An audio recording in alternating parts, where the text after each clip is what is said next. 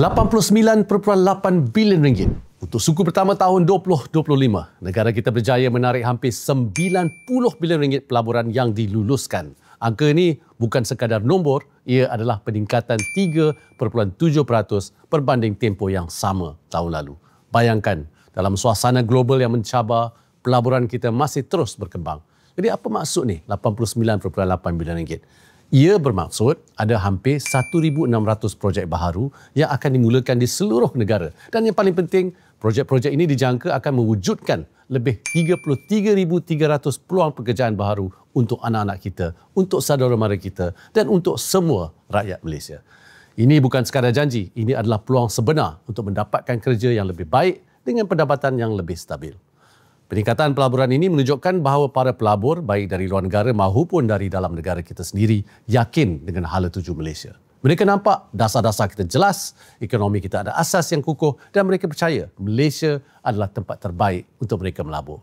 Sebanyak 67.3% pelaburan datang dari luar negara dan 32.7% lagi adalah pelaburan dari syarikat tempatan kita sendiri. Ini bukti keyakinan menyeluruh. Ada lagi berita baik. Indeks pengurusan teknikal dan penyeliaan telah meningkat dari 44% pada tahun lalu kepada 46% pada suku pertama 2025. Apa maksudnya ini? Ini bermaksud tahun ini kita telah mewujudkan lebih banyak pekerjaan berkemahiran tinggi dan bergaji lebih lumayan untuk rakyat Malaysia. Ini bukan sekadar kerja, ini adalah peluang untuk meningkatkan taraf hidup dan membangunkan kerjaya yang lebih cemerlang. Satu soalan yang selalu saya dapat, ini baru pelaburan diluluskan, berapa sebenarnya yang betul-betul jadi?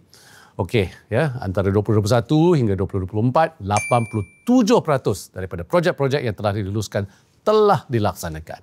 Ini menunjukkan bahawa pelaburan yang kita tarik bukan sekadar atas kertas, tetapi ia benar-benar berlaku mewujudkan kilang, mesin dan sudah tentu pekerjaan untuk rakyat kita. Ini adalah bukti bahawa usaha kerajaan untuk memastikan rakyat mendapat manfaat daripada pembangunan ekonomi negara telah membuahkan hasil.